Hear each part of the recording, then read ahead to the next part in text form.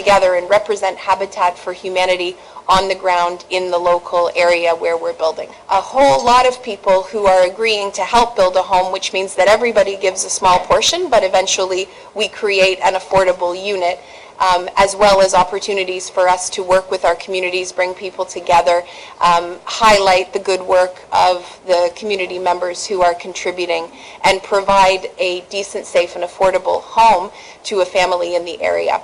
Our local families who have ownership opportunities commit to 500 hours of service, volunteer service. They engage in the building of their own home. And the money that is generated from the affordable mortgage that we provide or the affordable rental payments that we charge is then taken in by our nonprofit and translates into future building. So we are a nonprofit, we don't have shareholders. So what that means to me is that when you invest in a Habitat project, you know that your money is going to be at least doubled because the rental money that we bring in or the mortgage money we bring in will then serve more families in the future. Thank you. We do have a family qualification process that is fairly robust for our ownership families for sure, and we're developing the same sort of approach for our rental families. The three pillars are that the people who are applying need to be in need of housing in some way. We often meet families who are in overcrowded conditions. We have a lot of families who live with mold, a lot of families living in places where the heat escapes and it's not warm enough. So we investigate the current living situation and we make sure that the people who are going to have access to the homes are actually in need of safe, decent, and affordable housing. The people that we talk to, we interview at least twice. We make sure that their values are aligned with Habitat. They're willing to partner with us, which means a number of things. Will they help us build the house? Will they provide service to their community in other ways? Do they have sort of a natural character that goes with providing service in a community and helping others? And so that's what we mean by partnership. And that they are able to make their affordable mortgage or rental payments, which means that we do act a bit like a bank as well to make sure that we check credit history, we run through budgets with them, and we take a really educational sort of counseling approach to the applications for living in the homes that we build. We want to make sure that the families fit the neighborhood and the homes fit the neighborhood as well. Generation Homes is the name of our business unit for the affordable rentals. We are currently working on one in Huntsville that is a fourplex, and that is the actual rendering of the house that we are constructing at the moment. It is 4 units for the first time. Habitat for Humanity in this area is building a home larger than a semi-detached, and this is what we're trying to achieve. We want to get to a stage where we learn how to build rental accommodation well so that it fits the neighborhood but provides a roof for more families at a time. We are generating funding for our Generation Homes buildings through provincial programs.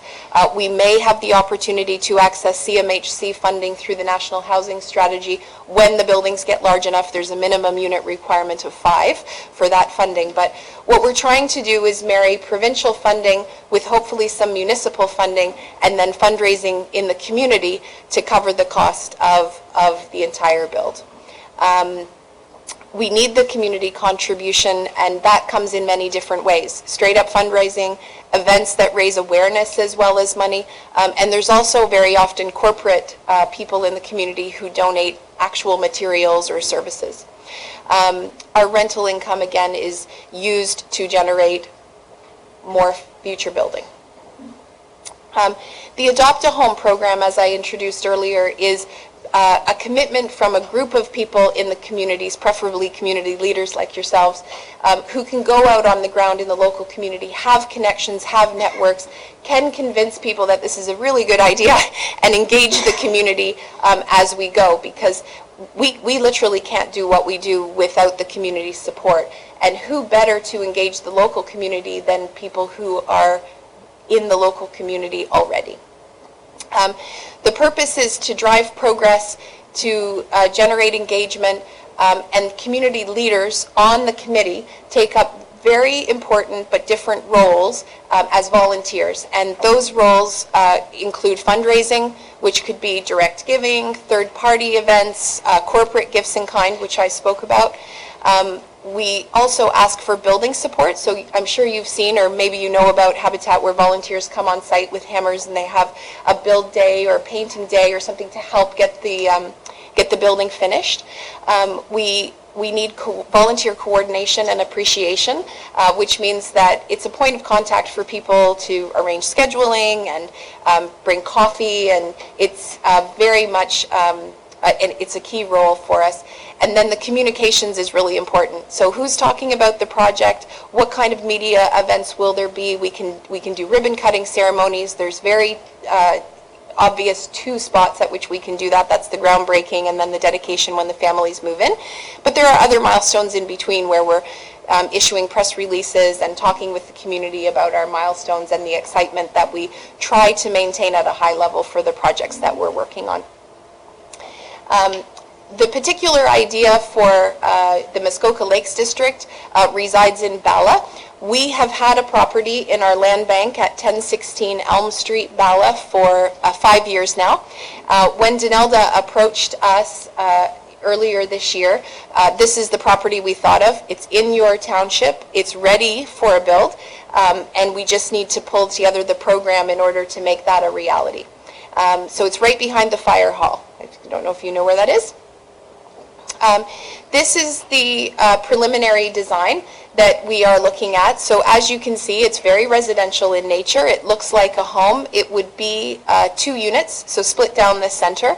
And we think that it would fit into the neighborhood quite nicely. The layout, although a little confusing on a PowerPoint slide, shows that we intend to do a bungalow type of style home with 3 bedrooms and 1 bathroom with an open style living room and kitchen. This means that we're trying to attract a family. 3 bedrooms in a configuration like this with a backyard is just perfect for a young family, which is who we sort of target in terms of our service. Our progress to date is that, again, we have identified a viable plot of land in the Habitat Land Bank. We have the secured zoning with variances for a semi-detached structure. That was done by Habitat a few years ago, so we have that on file. We have secured tentative funding through the District of Muskoka in the amount of $75,000 per unit, or $150,000 total. We have a confirmed suitable building design, and we have operational space in the plan in 2020 to break ground in the fall. For potential delivery in 2021. Although I do want to caution, in terms of timeline, Habitat homes often take a little bit longer to build than what a normal construction would be, because if we take the approach that we're raising funds as we go, very often we have to wait at a build stage in order to raise the money for the next step. So it could be a delivery in 2021, and it may extend a bit longer than that. I am here today to request of the Muskoka Lakes Township to consider the following things. We understand that there is money set aside for assisting the development of affordable housing in the township. According to our research, it looks like we might be eligible for a grant of up to $20,000. So I would like to ask you to formally consider that be a contribution to this potential project. We are also asking for the potential waiver of all of the land development fees. I'm sure you can appreciate that even though your policy does say that we can have the development fees returned to us at the end, cash flow is a real struggle for us. So it means a lot when the fees can be waived up front and we don't have to come up with that money in order to get it back later.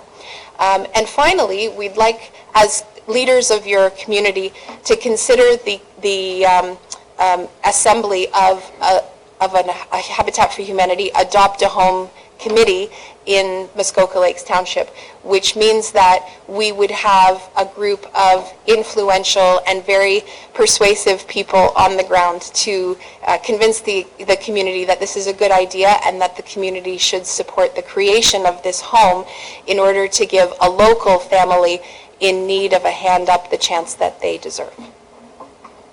Thank you. Do you have any questions? Would you like me to stay? Yep, no, Okay. just stay right there. Okay. That's great. Thank you.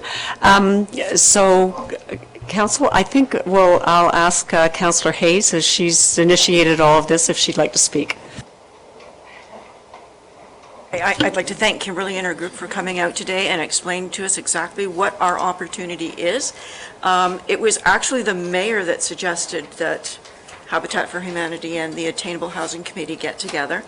And this is a great opportunity for us because we all recognize that attainable housing is a need in all of Muskoka, and this opportunity happens to land in Muskoka Lakes. The district has recognized that this is an excellent opportunity by putting money into it. And the request for a $20,000 grant, if that could be looked at for the 2020 budget, this is an excellent way to endorse our commitment to attainable housing, as it will bring 2 families in our area, and it will give them a hand up to go and continue on with development. Economic development has recognized that we have a need for attainable housing. We need people to be able to work in our areas. Right now, our current bylaw is being looked at, and that's the bylaw that does require you to wait to the end to get your fees back. So that's developing. And Muskoka Lakes leaders for an Adopt a Home committee, I've spoken to several of the councillors, and I think what I'm going to do at this time is talk to you or Amy, get a clear idea of what kind of task force roles you need filled, and take it from there, but ask that this be looked at or brought to the January council so that we can endorse this as something that we want to go forward with. And since I don't have a vote on today, I'm going to ask that somebody on the planning committee bring these 3 things forward, and we'll get to work on them.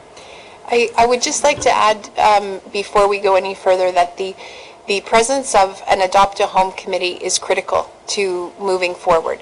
We're in talks with the district, and we're saying that the potential contribution from the district level is tentative because we are unable to enter into that agreement and make a commitment without knowing that the community is with us to support the build.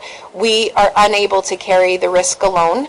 I hope you understand that, but we've done our very best to bring the project some way already so that the Muskoka Lakes Township is not starting from scratch.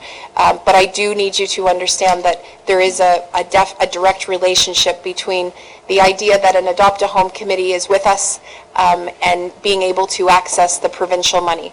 If we're unable to put the Adopt a Home committee together, we have to decline the provincial money, and then we're starting from scratch, which we can also do because we've done this many times before. But it is an opportunity sort of right here waiting for us, and it's a significant one. So it's important to highlight the timing and the importance of the volunteer committee. Thank you. Councillors? Councillor Nishikawa? So many, I think, around the table know that I've sat on the Attainable Housing Committee with the district for many, many years. I have had a concern, and I've raised it at our planning table in the past, that we don't have the right bylaw in place to deal with attainable housing. I don't believe that, while I totally understand your presentation, I don't believe that we're actually showing the full impact that this may.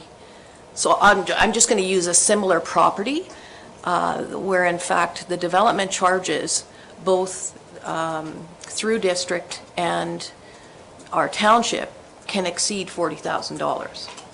So it's not just $20,000, it could be significantly more, and also understanding that while the district funds primarily the grants, the $75,000 grant is considered provincial funds, the development charges from the district is another conversation that we need to have a better understanding on.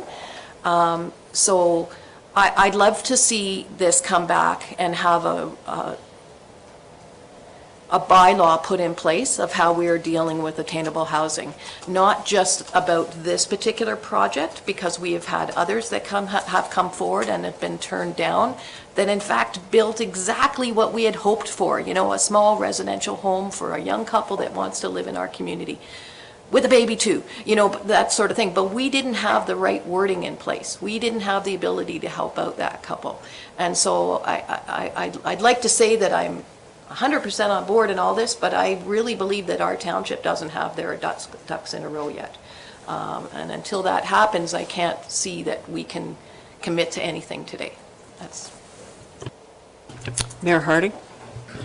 Thank you. And Kim, thanks. I appreciate it. We obviously need this. We need families. We need young families. We need those who cannot afford Muskoka to be able to afford Muskoka as we want to grow. And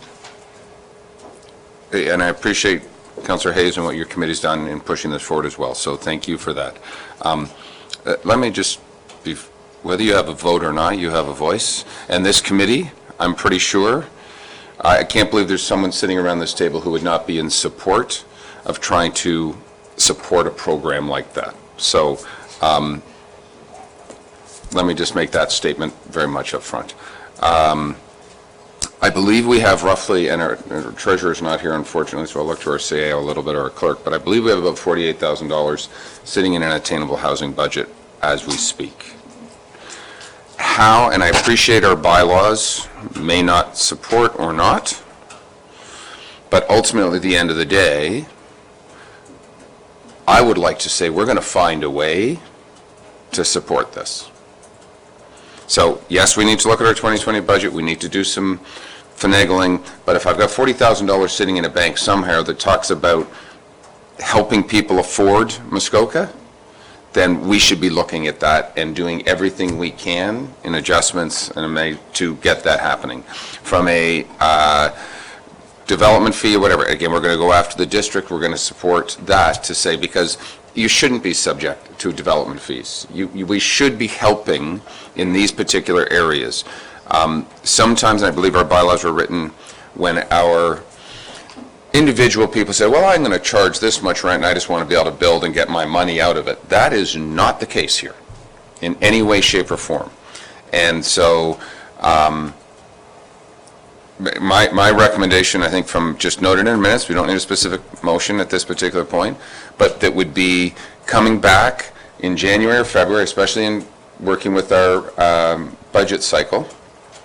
We work with our treasurer and our finance department specifically to find a way to answer your asks. We may not be able to answer everything, but how do we move this peanut forward and how do we get you, I question the shovel in October as opposed to the springtime. Most people like to put a shovel in the ground in the springtime, but I'm opening how that happens, but I leave that to you. And It's a very practical reason for that plan, is that you will need time, the community will need time to gather up have a fundraising event. Okay. And so we don't want to go too early because we want to make sure that the project is successful. Right. We can get the build to a certain place where it's safe over the winter if we have to wait, and then do another bit.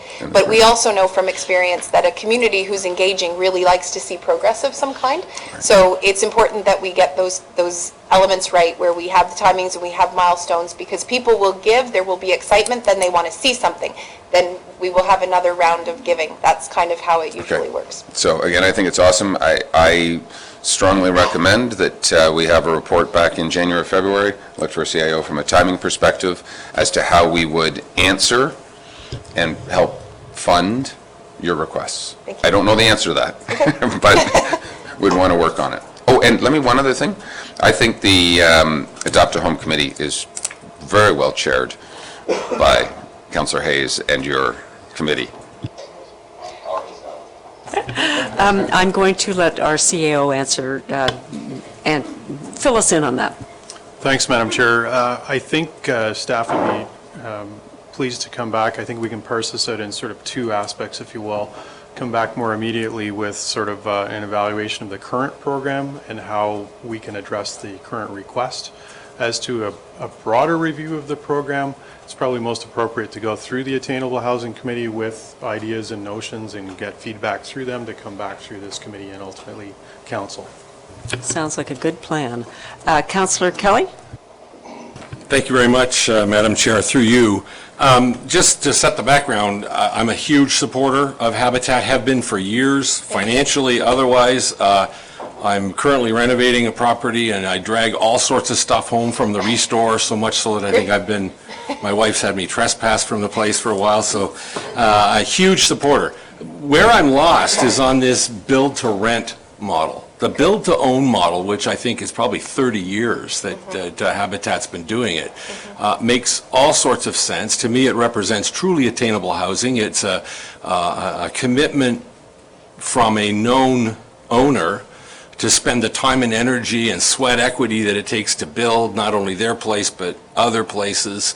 And at the end of the day, the title transfers, the inexpensive, or however you call it, affordable mortgage transfers. I don't understand this model at all, and I guess two questions, and I'll just sit back and let you answer.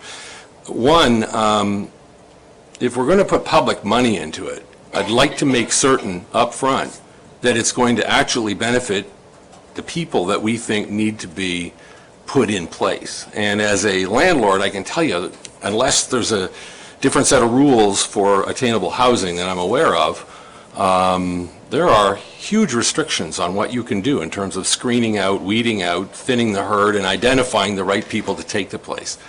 And number two, probably the most likely candidate for tenancy would be somebody who's taking it to use it as staff housing for a business that seasonally is short of and I just want to understand how you avoid that possibility. And finally, just so that I know, ownership stays with Habitat with Humanity. Is there a restriction on sale, or how does that work?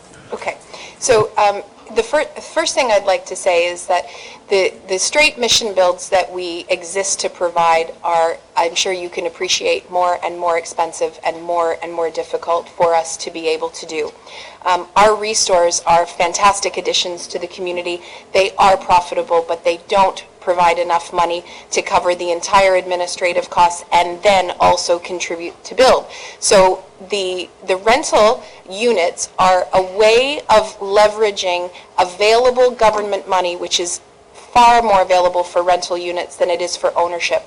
And then if we go back and we think about the design that we're proposing for Bylaw, what comes with the provincial contribution is a commitment of 20 years for a rental unit, at which point we have 2 units that could be mission-oriented at that time. We satisfy the commitment that comes with the capital funding, and then in 20 years' time we have the option of creating the ownership opportunities out of these houses, because we're not building, residential, high-rise, sort of affordable houses for this purpose. You saw what it looked like, you see what it looks like in Huntsville.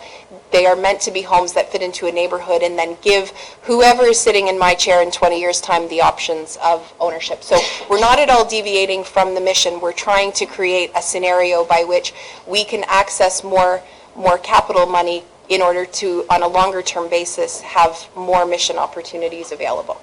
I appreciate your experience as a landlord and understand that we're getting into a more difficult arena in terms of tenant selection and control. All I can tell you is that in terms of selection, what we have in place is a committee pulled together with volunteers from the local community and a representative from our affiliate office. We have structured process in place that is, again, 30 years old, where we do a lot of vetting. We visit a home twice, we do a lot of credit checks, we do a lot of counseling and education. We really do, before we sign on the dotted line, have a much different process than what a normal landlord tenant selection process would be. I don't know if that answers your question. We have a robust process. We try and apply the habitat values. I don't have a lot of information because we're new in the generation homes, and I'm sure we'll get better over time. But I can tell you we have a commitment to try and find a local family who fits the environment and is suitable to what you are looking for. I think the habitat values align with what your hope is for the tenants in the home.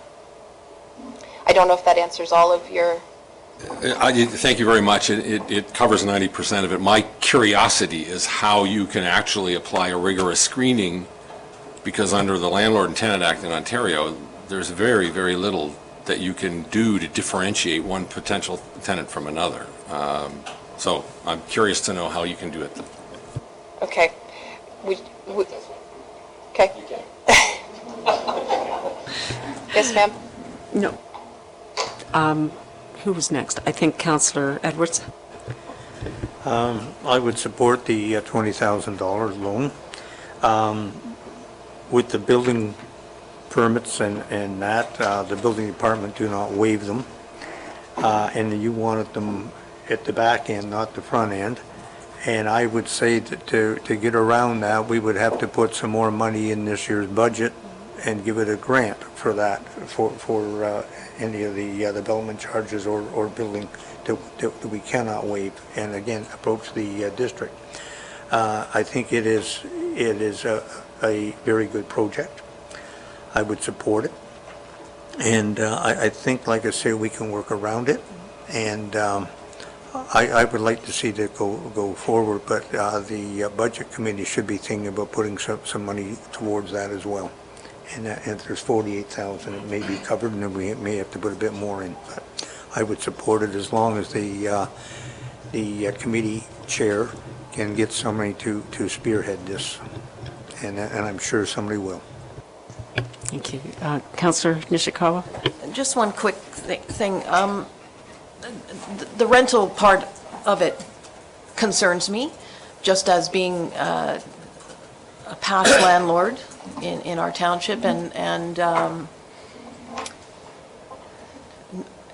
it being a very long-term disaster, I will just say, for over a number of tenants that I've tried.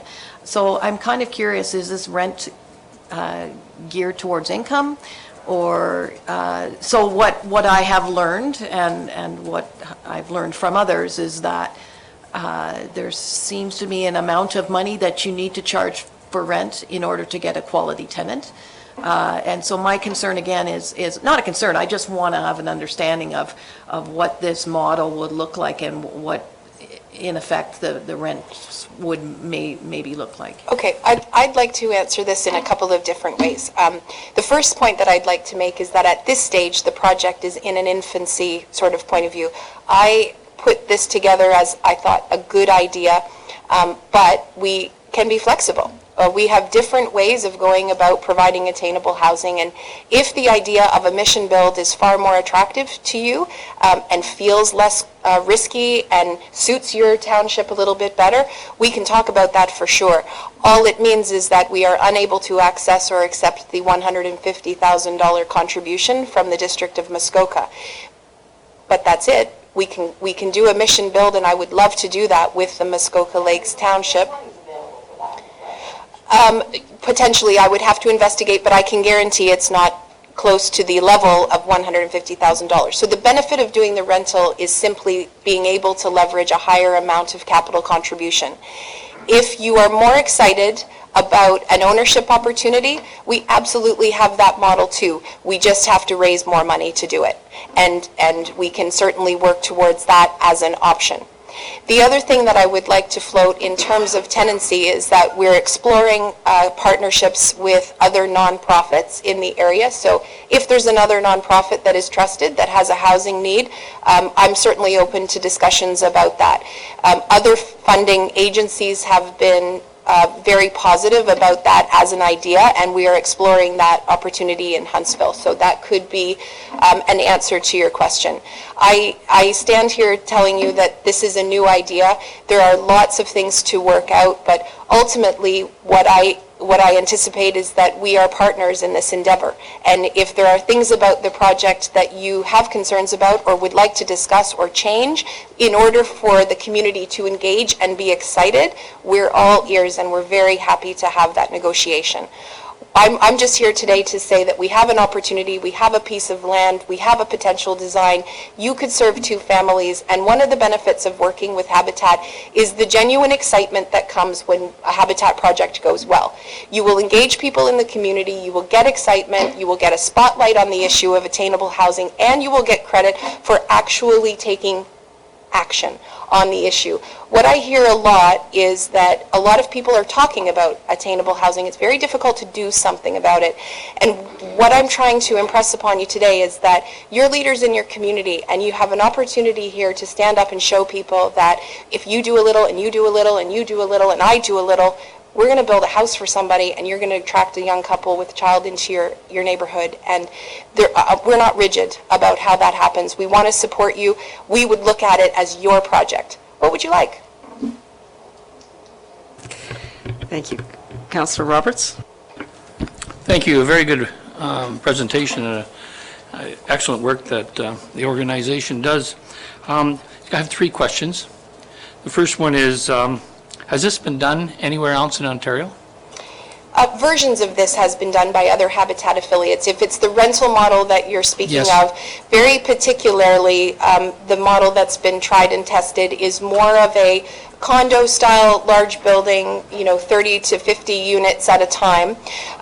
The model is rent to own, which means that people move into the homes, they pay rent, and when they hit a certain time frame, they're able to then apply for the title transfer. If they move out before that time is hit, it has just been affordable rent all the way along. In the Habitat model, it's geared to income, so in order to answer Councillor Ruth's question, the rent is geared to income. We do not exceed 30% of income per month in terms of payment, and what we do is we structure the amortization in an ownership situation to accommodate, and in a rental situation, we just ensure that it doesn't breach that level. In terms of what the district money comes with is a term or condition at X number of dollars. They set the amount of money that we have to charge, and it is very low, I have to say. It is low because they use CMHC figures, and that tends to be a little bit behind in terms of what the actual average market rents are. So, for example, in Huntsville, the average market rent on a 2-bedroom apartment, which is what we are creating, is about $1,400. But the CMHC system is from a few years ago, and it says it's $1,000. And we're able to charge only 80% of that, so the amount of money that we have to charge is $778 per month for the 2-bedroom apartments in Huntsville, which translates to about 56% of the actual average market rent today. So it is a big savings, and it is a loss for what's potential for us. We're about breaking even on the project, which is okay in terms of being a nonprofit, but we hope that we can find efficiencies when we do more units and therefore generate the money towards the mission builds. I really thought this was worth a try. We're doing a pilot. We're learning a lot as we go, but we are very much listening to experts who are in the local communities and have some advice for us, because we're not so rigid and determined that we won't take advice from people who know better than us. Okay, just a comment then on one of my questions, rather, that I like your family qualifications criteria go through, and it's going to be interesting how you would use that in a rental unit, given all the restraints you have. But the third question being that you came here for 2 things. You came here to ask for the grant money, but you also we're asking for the community involvement from leaders. Yes, ma'am. Yeah. Do you have a defined list of accountabilities and responsibilities that these volunteers would do? We do. We actually have a memorandum of understanding that I would suggest that we go through in detail with people who are interested in joining the committee. It is intensive. It's a big project, and it's a lengthy project. So I will not stand here and tell you that it's not a big commitment. We do actually ask for signatures as well, and we work with people as partners in the community. So we have a memorandum of understanding. We have an ability to go through in detail all of the things that are required before a commitment is reached, and we'd be happy to have those meetings and discussions.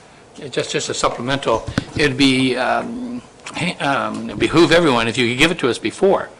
So if we're going out trying to find people, to explain this, what the role would be, it'd be nice to know the job description.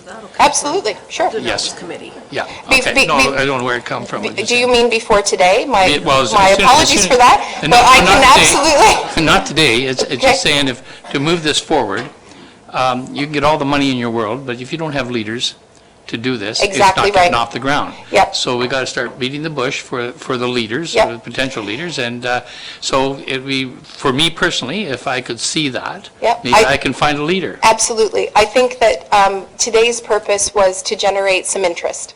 Are you interested in knowing more? And if you are, please contact us and we will have detailed answers for the questions you're thinking of. And I hope we can answer the objections you have. And like I say, if it takes a committee to get together and we can negotiate the terms of what we're trying to achieve, maybe that's what's required as well.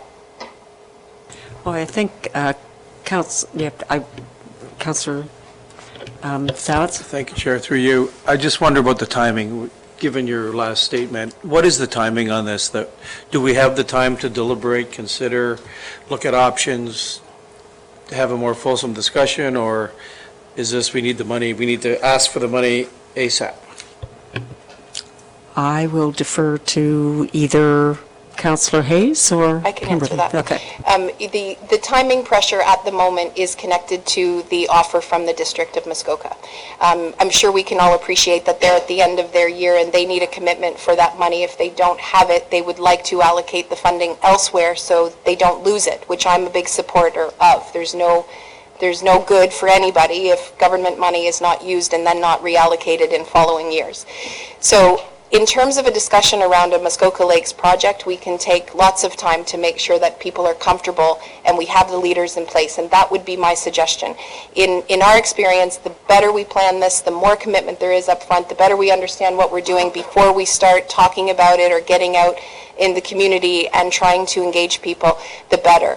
The only time pressure that we're currently under is whether or not we'd like to accept the potential grant from the District of Muskoka. And I do have to say, it would be the right thing to do if there's uncertainty to let that money go elsewhere, and then we start a project that is entirely Muskoka Lakes, and we have the opportunity to work with the district in 2020 as opposed to 2019. Thank you. Did you have a follow-up, Councillor Sowitz? Okay. Councillor Hayes? Just so everybody's aware, the opportunity of the funding came up after our last set of council meetings and before this one. So it isn't something that Habitat's been sitting on for a while. It was an opportunity that has come up rather quickly, and it was one that they wanted to see if we could follow through with. Thank you. Councillor Edwards?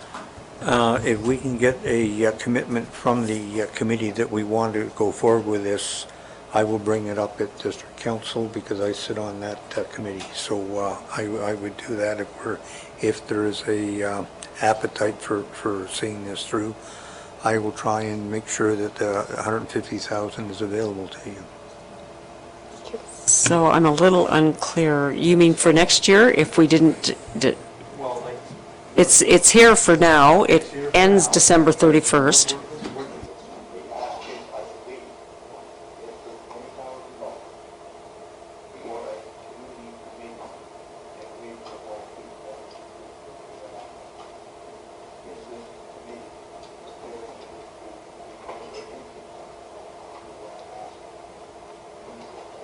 I misunderstood you. I thought the district money. What would be the odds of the district coming back and giving us $150,000 next year? I only ask because this is really fast. Yes, I don't know. I've been in talks with Danielle and Jackie, and we have a very good working relationship. I'm quite confident that we could at least have a discussion next year about what's available. I can't tell you. I don't think they know for sure either. What they know is that they're trying to make the best use of the money they have at the moment. And I do think it's a mistake to respond to pressure and try to pull something together too quickly. So I ask you to consider that, I suppose. We're very interested in coming and working in the Muskoka Lakes Township, but we really want to make sure it's successful. So I'd rather go, with less speed, more haste. Let's think about this. Let's make a good plan that everybody's really happy about. There's absolutely almost certainty of failure if people don't believe in the project. So. Yeah, I don't think that's an issue, actually, but Okay. Mayor Hardy? Thank you. Just to summarize, and I think, if there's money in a 2019 budget that's not allocated on December, whatever the date we are today, 13th, it's not, if we don't say yes today or by the it's not just automatically going to somewhere else. So I'm pretty sure that if we come out of this meeting suggesting that we are working towards this come January, February, that money may stay earmarked. Yes, Okay. we have district support for exactly that. I'm Right. just thinking from a position of our relationship with the District of Muskoka, if we think that the use of the $150,000 is not what the Muskoka Lakes Township wants in terms of you prefer an ownership opportunity as opposed to rental, I would rather be upfront with the district and tell them that right away so they have an opportunity to reallocate. I think that's the right thing to do. Right. So that's the question, I suppose, that has come up. Okay, so again, if I can, I think what needs to happen is our staff need to come back to us, number one, advise us where we could find 20,000, whatever, maybe talk a little bit more in that staff report, and with your help, about ownership versus rental. I don't actually have a problem with rental. I think it's great. We need more people to rent. It's not going to seasonal rentals and stuff. It's going to families who want to be able to live here. That's the intent, yes. Yeah. And so that's my 30,000-foot view. I know there's administration and everything else, but I think that we can buy 30 days and understand and get some more staff information and move forward at that point. CalSTRS Habits? Thank you, Chair. I certainly would support this being a ballot councillor, but certainly I would be looking to challenging the council as a fulsome group for unanimity. We need, if we don't all agree to this and everyone put their hand up, I would hate to see a 7-3 or only some people are helping. I mean, this is a pretty big commitment, and, I would just want to ensure that. Has anyone in the room been involved in a habitat build before? Okay. We can also make connections for you with other areas of our territory. We cover 232,000 square kilometers from Midland all the way up to Timmins. So we have other people who have run adopt-a-home committees, been leaders for a build like this, and I think it would be worthwhile chatting with them so you know exactly from that perspective what you would be looking at. As an option, I can connect you if that helps. Yes. Councillor Nishikawa? I just wanted to say, because I think we could probably wrap this up. District for sure, and the comment was made to me even as early as last night. District is committed to want to do these types of projects in our township. And we already currently have two habitat homes built in Bala. Yes, on Burgess Avenue. So we have community leaders, we have people that have been involved, and we just haven't had the opportunity to open up this discussion. I've spoken with Councillor Hayes that I would like to work with her committee on some of the information that I've gained over the years. And the fact that I asked about a rental or that, it has nothing to do with whether I want to go forward with a project. It was just, but I truly believe that, and I've said before, that our current bylaw is flawed in many, many ways, and that has nothing to do with you guys. But that's something that we've got to get taken care of. And I also believe that it can be done the same time as we're moving forward towards budget. So, and my recommendation was always going to be to come to council and saying, we need a lot more money than $40,000 in that budget. So But that's a discussion further down the road, and I would just say, I think everyone wants this to go forward. I don't believe there's any other message that we can send to you today. There shouldn't be any other commitments that saying somebody's going to be arriving here on such and such a day. But the bigger picture is, I believe that our municipality wants to do this, and let's just take the next steps that we have to do as a council. Okay, thank you. So, Thank you. to wrap this up then, I think we're looking to staff to bring back those two items that you had suggested, and yes, we're on board for it. And I think that's it. Anything else we need to do at this point? Okay, thank you. Councillor Hayes?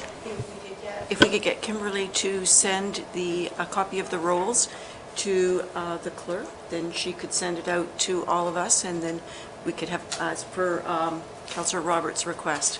That would be great. Cheryl? Yeah, sure. Okay. Thank you.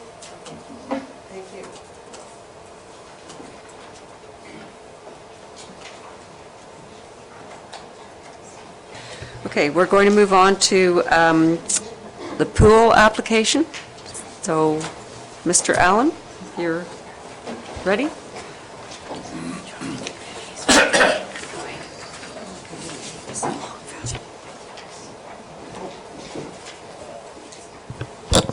Thank you. This next item is a public meeting for zoning bylaw amendment 4019, bylaw 2019-145 in the name of pool. The lands are known municipally as 1030 Dock Road and are presently in the ownership of Marion and Gary Pool. I direct your attention to page 73 of the agenda package for the site plan drawing.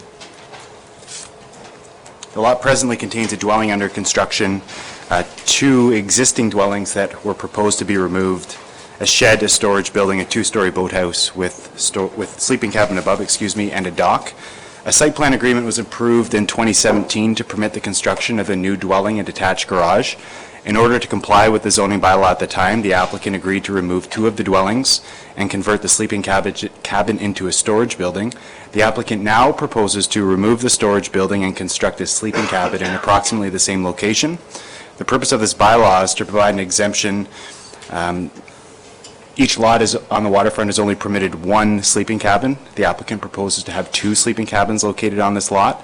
The minimum front yard setback in this zone is 66 feet from the high water mark. The applicant proposes to construct a new sleeping cabin with a front yard setback of 62 feet. The purpose of this bylaw is also to rezone the subject property from waterfront residential WR1-7 to waterfront residential holding WR1-7-H. The holding symbol is to remain in place until a satisfactory D4 assessment has been completed, and the D4 assessment is a specific assessment that's related to the proximity of a landfill to this property. It's within 500 meters.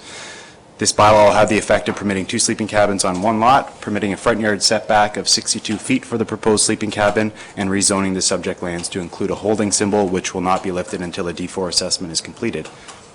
Detailed staff report is included with your agenda package, including pictures of the property. Happy to answer any questions you have. Thank you, Mr. Allen. Would the owner or agent for the owner be available? Mr. Hunter? Yes, good morning, Chair Bridgman and members of committee. Stephen Fahner, Northern Vision Planning Limited, 109 Meadow Heights Drive, Bracebridge, Ontario, P1L1A4. I'm here representing Gary and Marion Poole, and Gary is here and he may have a few comments to make. First of all, I'd like to thank staff for their positive report. I know it's not a straightforward application and there's certainly a bit of history. I think at the end of the staff's report was an excellent summation of a number of points in support of the application. So I'll just quickly go through PowerPoint presentation. I'm just taking note of the time. I think we'll just skip the first couple slides there, and I just want to come to this one here in terms of planning framework. Wanting to point out that certainly there's a number of habitable buildings currently on the property. The plan itself, official plan, does support the division of existing uses. I know that's not here, but that's part of my planning argument, is that there could have been a separation of existing uses in this case, which would have allowed for one dwelling and one sleeping cabin per lot, so 4 habitable buildings on this property in total. Also want to note the density lot coverage in this case is low, it's 8.1%. And I do know that you do have a policy regarding redevelopment is to follow current standards where possible, and it's important to note that that's encouraged. It's not a mandatory statement. So in terms of the proposal, as noted, there's 3 dwellings on the property and 1 sleeping cabin. I'll get into sort of the definition of those buildings momentarily. And the proposal is to have a second sleeping cabin of 650 square feet on the property in approximately the same location as a storage building. And in addition, 2 dwellings are proposed to be removed. These are old traditional dwellings. They are small. Setbacks are improving. The family dynamics have changed. I know it's not a planning reason, but it's sometimes important to note that in this case, a son and wife are returning from England. That wasn't necessarily expected, and they do have a granddaughter that needs additional care. So this is going to be the long-term residential property for the Pools, and of course they want to have area to accommodate their family. So this is the site plan itself. In the upper right-hand corner is where the 2 old dwellings are, as well as a shed. You can see the proposed sleeping cabin. And there is currently a sleeping cabin over the boathouse, a 650 square foot sleeping cabin. The property itself is well over 300 feet of frontage, and it's 1.5 acres. And that's just the front elevation of the proposed sleeping cabin. And in terms of the site itself, this shows the property in its entirety, and I think the next couple slides it'll just slowly focus in. They have a 2-story boathouse. Immediately to the left of that, you can see a smaller white building with a red roof. That's the storage building that's going to be replaced by this proposed sleeping cabin. And you can see the dwelling off to the left, which is currently under construction. And this is closer into the building. You can see there with the red roof and white siding currently. This is immediately behind. There probably will be 1 tree lost. What's going to happen is this building's going to be moved back. Well, it's going to be replaced. It'll be moved back and turned to actually have the same angle to the lake as the dwelling, so there'll be a slight turn. This is one of the older dwellings here. This is one of the 2 at the rear lot line. And these buildings have been in place for approximately 75 years and have always been owned by the Poole family. That's the stove that's inside of that one. The next one, this is a little bit larger dwelling, but still fairly small, 600 and some square feet. And stove there, one of the stoves that was noted in the staff report was removed because it was not functioning. That was done between the time I did my site visits and the time the staff did, so there is 1 stove missing, but they certainly were in place at the time. And this is the shed. This just shows you a laneway that goes currently in front of the storage building, and my client is willing to do some tree plantings in that location if required. So again, in terms of planning analysis, the proposal is to reduce the current 4 habitable buildings on the property to 3. And front yard setback is going to improve from the existing storage building that's there from 55 feet for the building to 62, and then the setbacks will also be improved for the deck.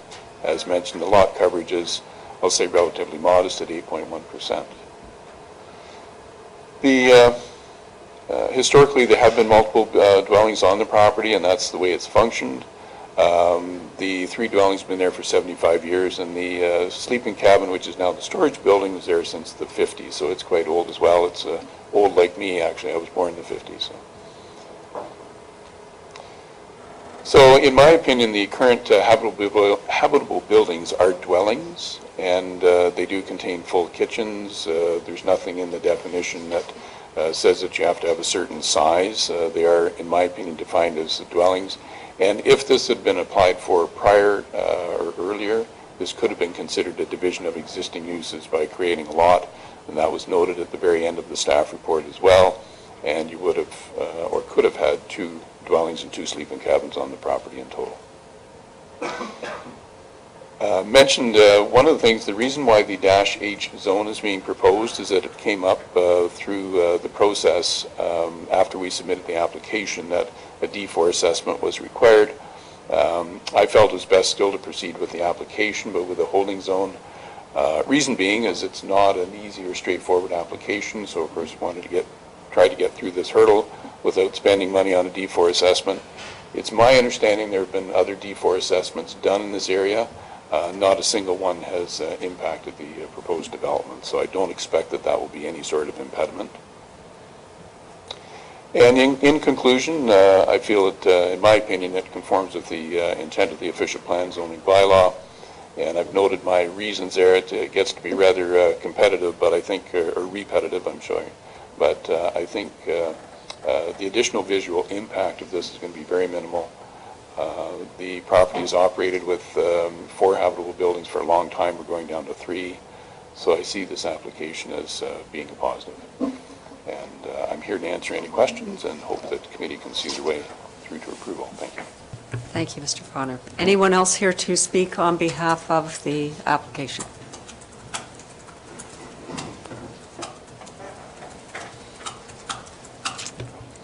Please just give us your name and address first. Sure.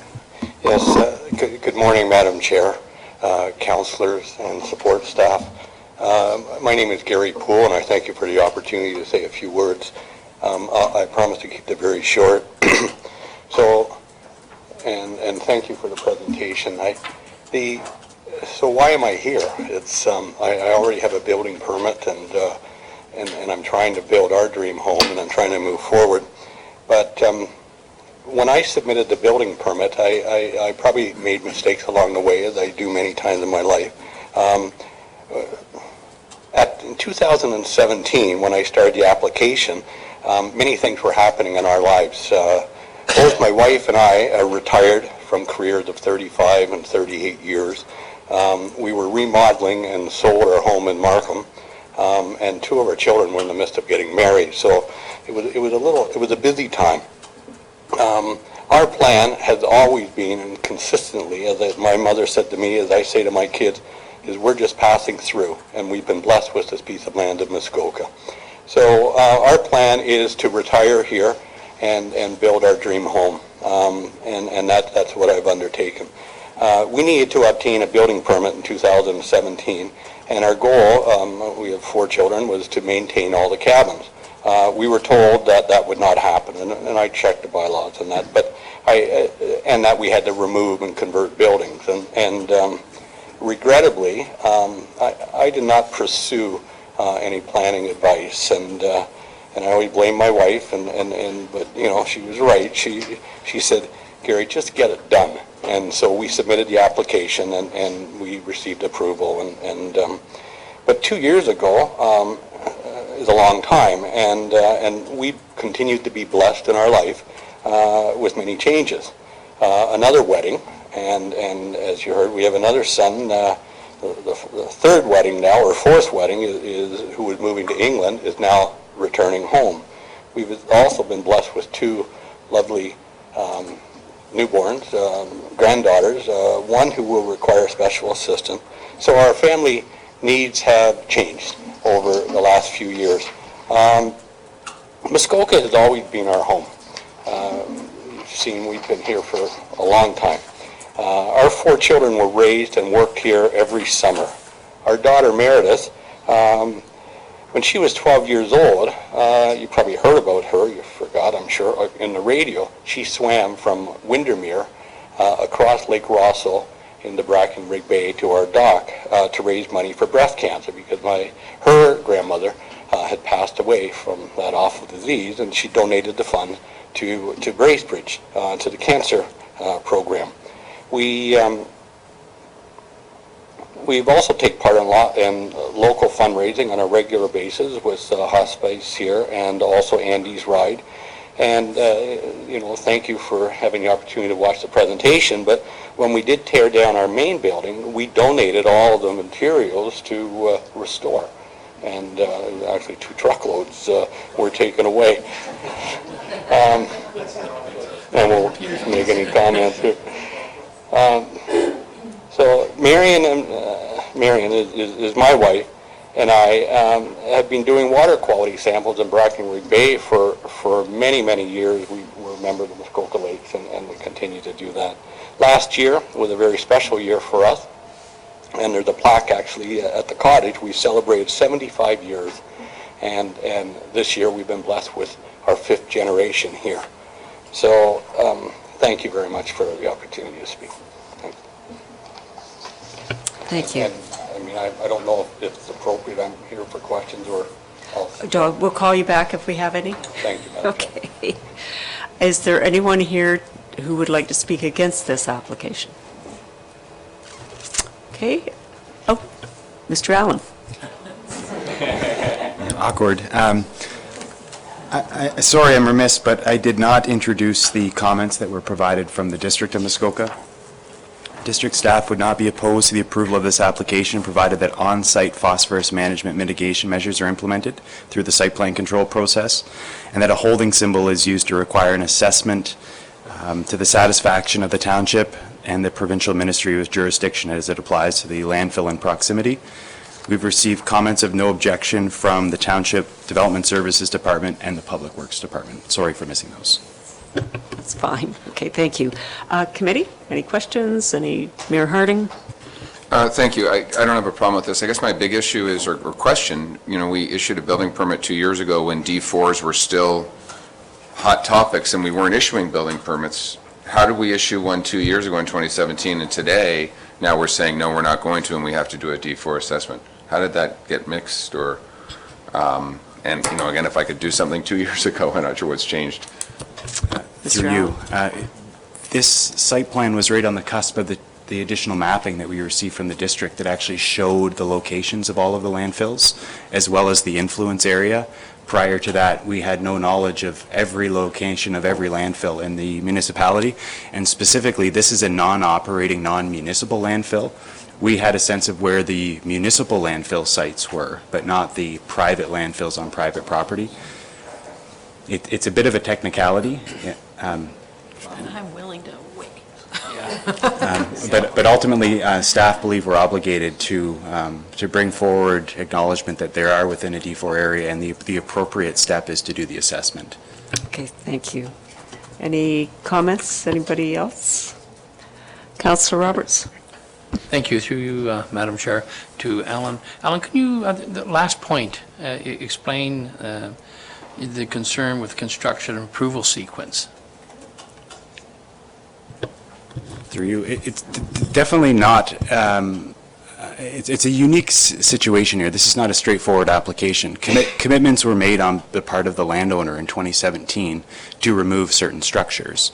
Those structures are still on the property today. I understand the building department doesn't require them to be removed until final occupancy of the new building under construction is required. So we've heard from the owner, our bylaw is complicated, and there's certain requirements, specifically as it relates to the number of dwellings on a property. You're not able to expand one dwelling where there is more than 2 dwellings or more than 2 sleeping cabins, or more than 1 dwelling or more than 1 sleeping cabin. So they committed to remove the buildings at the back in order to build the cottage that's presently under construction. That was approximately 20 months ago. If staff were to step back and be asked that question 20 months ago, would we have supported a separation of existing uses down to 100 feet of frontage, 15,000 square feet of the lot of record, which the official plan would allow, multiple dwellings on one lot? We would have supported that application at the time. So it's definitely a bit of a judgment call to make. There's no hard and fast line in the sand to say that once too much time has gone by. Some perspectives would be once you committed to enter into that site plan agreement in 2017, you lost all of those rights, period, and stop. Others may see more flexibility in terms of the process. The owner may not have fully understood or appreciated the rights that they were giving up by committing to enter into that site plan agreement to remove those structures. So ultimately, it's a bit of a unique situation, but as we've heard, the property did have 3 dwellings on previously existing for a number of years. They'll be reduced now to, if this application is approved, 1 dwelling and 2 sleeping cabins. Thank you. Councillor Jaglowitz? Thank you. Through you to staff. This is just kind of a hypothetical question. I didn't follow your last explanation there. If I have a 300-foot lot with this which this is, you're saying I'm entitled to multiple buildings? Could you just go through that again? You talked about 100 feet of frontage and 15,000 square feet qualified for a second building. Did I misunderstand that?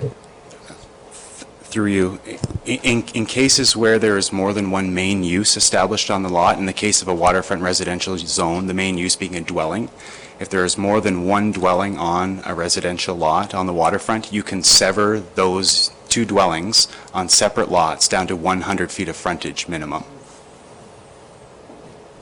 Supplementary, so if I have a property that has 300 feet, but I require 300 feet, that's what the frontage is, but you can't actually subdivide a lot into smaller? Through you, if you have two dwellings, bona fide legal dwellings. Okay, any other questions? Councillor Edwards? The recently constructed retaining wall and filled area, was there like a fill permit issued for that? Through the chair. Through you, during the staff visit, we did note that there was some additional fill that had been added at the small point of land. There's a small retaining wall that had been built and backfilled. I would note also that at the time of the site visit in 2017, there was some additional sand that had been added along the shoreline. As a requirement through the 2017 site plan, we required all of that sand to be removed and tree plantings to be put in place. And at the time of the site visit, all of the sand had been removed. The majority of the trees had been planted. However, there was some additional fill that wasn't permitted to be added that has been added. So that can be dealt with through the site plan process as we deal with on any other property. And it's supplemental through the chair. With sleeping cabins, they're 650 square feet, which I understand. And the covered porches, are they not only 250 feet, and yet they're asking for 320? Mr. Allen?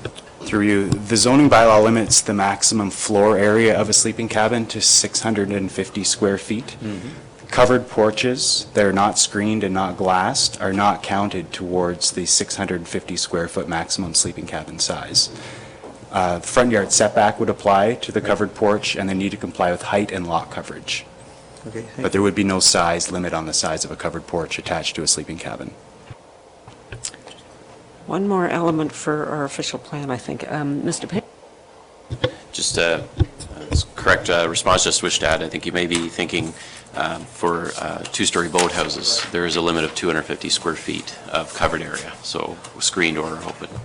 That would actually have to be open, and that would be limited to 250. But a sleeping cabin on land, you could have a very large covered area as long as it's not screened or glassed, as Mr. Allen pointed out. Mayor Harding? Thank you. Based on this new proposal, just wondering where we're going to end up on lot coverage. Anybody know? Mr. Allen? Through you, 8.1%. Okay. Yeah. Has any other questions? No? Okay. I'm going to read the motion then. Be it resolved that Planning Committee recommend to Township Council that ZBA-40/19 Bylaw 2019-145 Pool Roll Number 2-5-073 be approved. Any discussion? All in favor? Opposed? Carried.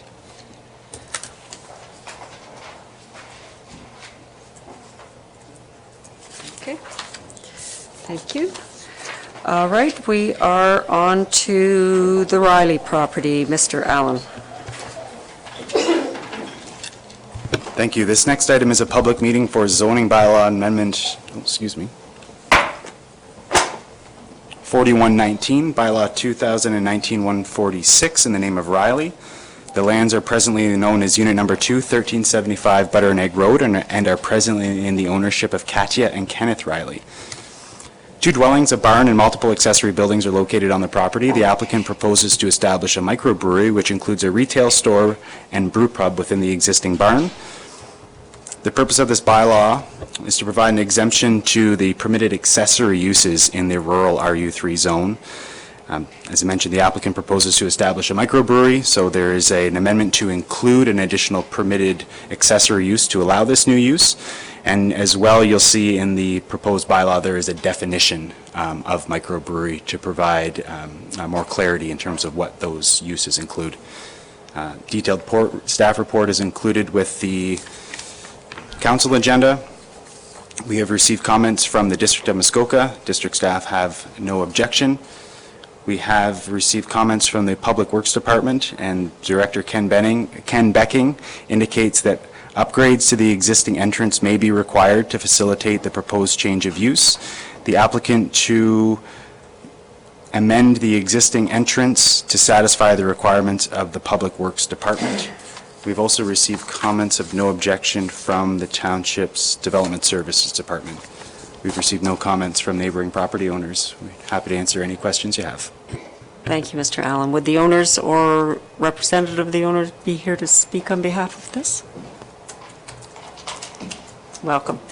Good morning to everybody. My name is Katia Riley, Brooklands Farm, 1375 Butter Egg Road, Milford Bay. Many of you know me, and before I continue, I'd like to pass that out to councillors, please. So thank you very much to staff for preparing a positive review of our application. But before I just go ahead, I would like to point out there's a couple of small errors in your notes. One is that the stream that flows through the farm does not flow into Leonard Lake. It flows away from Leonard Lake. And that has a significant environmental connotation. So the water flows from Leonard Lake through our property, away from our property, and not into Leonard Lake. And it flows into a wetland, which goes into Sucker Creek, and then eventually ends in Muskoka Lake. That's on page 2. And another thing on page 9, it says that we use porta potties. We don't. We have 5 new washrooms, which are used for our event facility, which was established 6 years ago. So we do not use porta potties. Then another point I would like to, which I've just passed out to you all, we were very fortunate to talk to the Ministry of Environment and to OMAPRA, and have come up with an incredible opportunity to implement what's known as a NASM plan on our farm, where all the wastewater that is generated by the brewery and the waste that is generated by the brewery can go back onto our lands and used in a sustainable manner for our crops. So it will be a closed internal system. It'll be, if approved, it will be one of the first in Muskoka, for sure, the first brewery in Muskoka, which is a closed system, where all the waste generated will be used on the farm in a positive manner to generate crops. And the farm, as you all know, is owned by Ken and myself, and we are bringing our boys into the business. They're the 6th generation. Our youngest son is a microbiologist, and he's the one who's actually the brewer. And our older one has business. It works in the how do I put it? He's a business manager, and he has his own little company that he's part of the gig economy, and is very well versed in financial and business management. So we are very proud to say that these 2 boys would like to start this microbrewery on the farm and take the farm to the next level. And it fits in really well with our present situation of being a farm, which is functioning as a farm, and also an event center, which has been very, very successful in the last 6 years. So we hope that you folks will approve of this, and we can go ahead and start implementing plans towards that. And one final point in terms of site plan control. With our event center, we had a site plan control which was already put in place, and a lot of those features will be applicable to the brewery. So we feel really that we've dealt with dark sky friendly lighting, we've dealt with parking issues, we've dealt with the fact that we can have up to 150 people attend the farm at any single time. And I don't think the brewery, when it is functioning as a small brew pub, will ever have more than that attend the farm or visit the farm at any single time. We've also had festivals in the past, like maple syrup festivals and food festivals through Savor Muskoka in the past, which have had up to 500-600 people attend, and we've never had any trouble in terms of parking and so on, and issues like that. So if anybody has any questions, I would be happy to answer. Thank you very much. Is there anyone else here who we'll call you back up if we have any questions? Thank you. Okay, thanks. Anyone else who would like to speak on behalf of this application? Anyone opposed to this application? Could I turn this back to Council? Councillor Nishikawa? Thank you. Very exciting. I think that over the years when I've seen this farm come forward to our council and growing, and it first started out about what we're going to do with the log cabin, I think, way back when. And I think we've gotten, I mean, it's a tremendous facility. My only concern was going to be about the sewage from the brewery, but I've heard that answer, and I'm comfortable with that, and the fact that our building staff, including the septic inspector, would have control over that. What I wouldn't like to see is another fee for a site plan to be put in place when we already have one. And if there's some tweaking that needs to happen, and I would suggest it minor,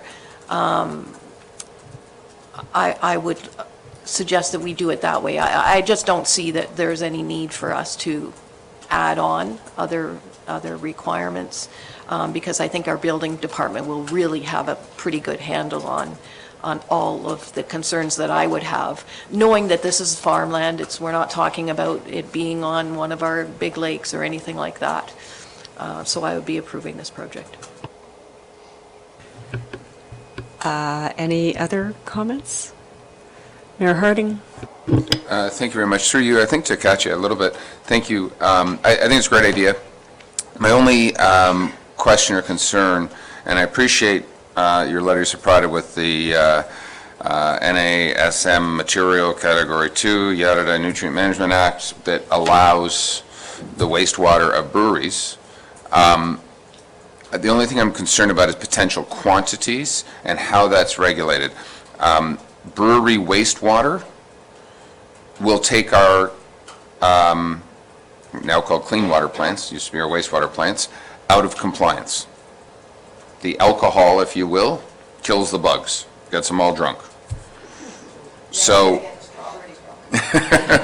you might be a whole new strawberries that are being, but I'm concerned about how that is regulated. And obviously there is still a water course and a water table that's going on in and around here, and I appreciate, 5 liters per every 1 liter of alcohol produced.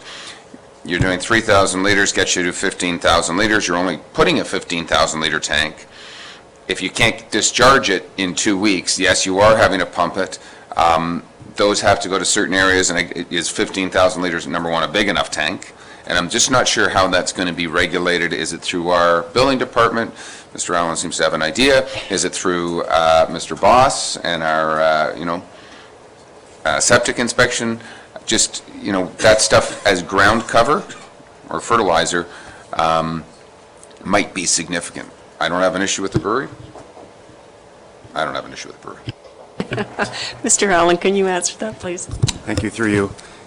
When this application was initially presented and the concept of applying the byproduct of the brewing process to the fields was presented, I wasn't aware of all of the policies and procedures, so I had an opportunity to educate myself. The OMAFRA, which is the Ontario Ministry of Agricultural, Food and Rural Affairs, has an office in Guelph, and they have nutrient management experts. So I had an opportunity to speak directly with those folks, and they explained NASM. NASM stands for non-agricultural source material.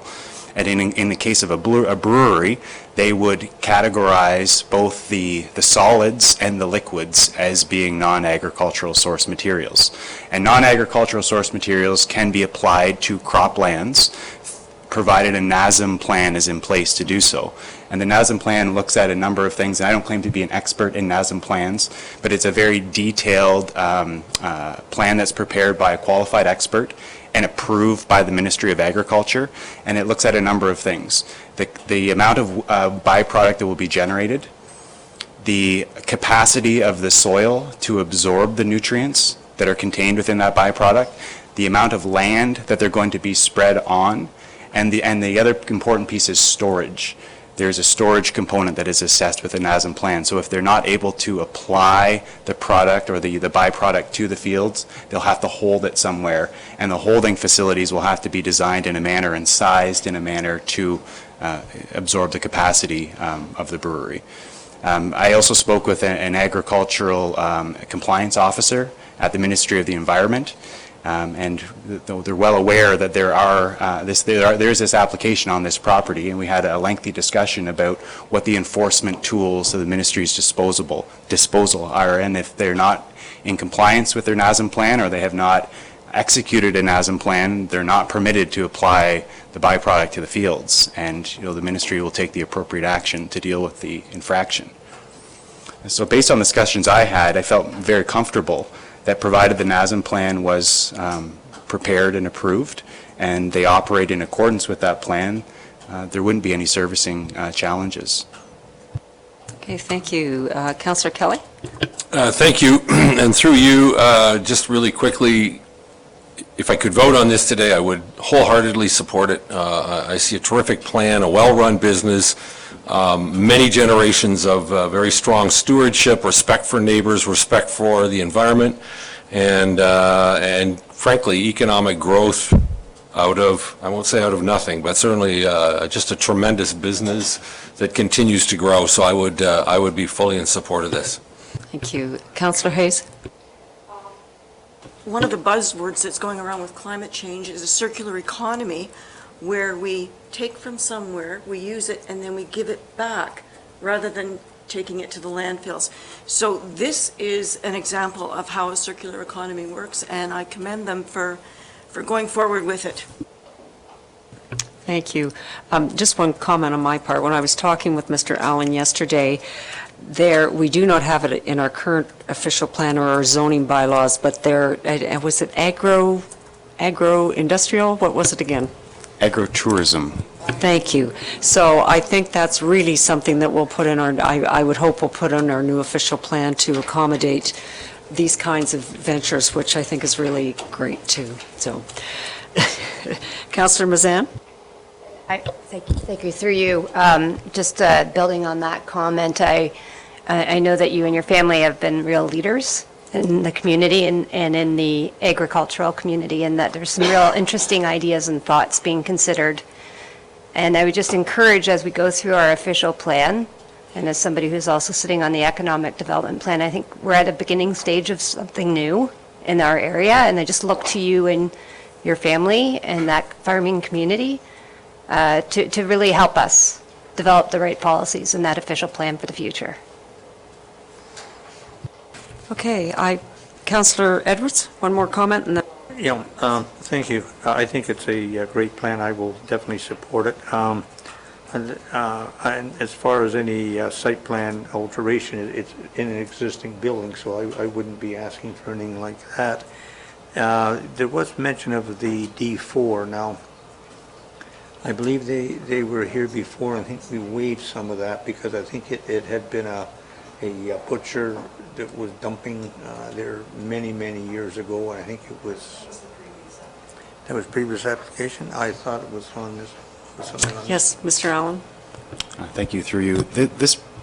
The Riley's properties are made up of several land holdings They have a separate land holding that's different from this property that contains their house.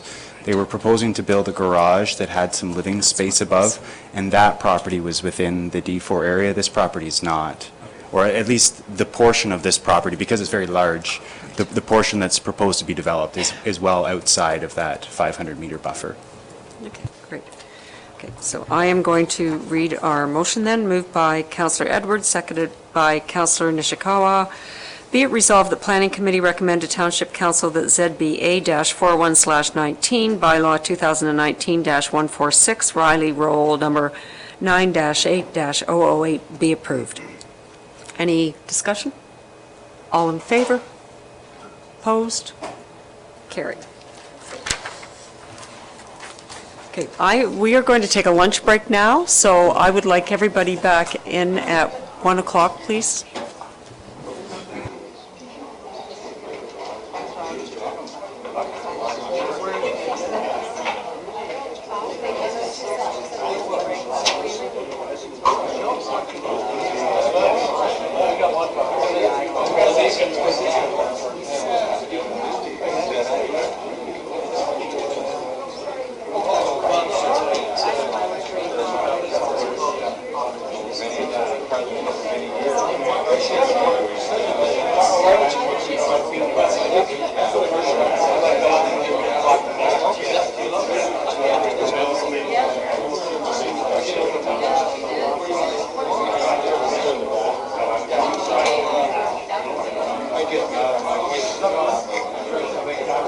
I'm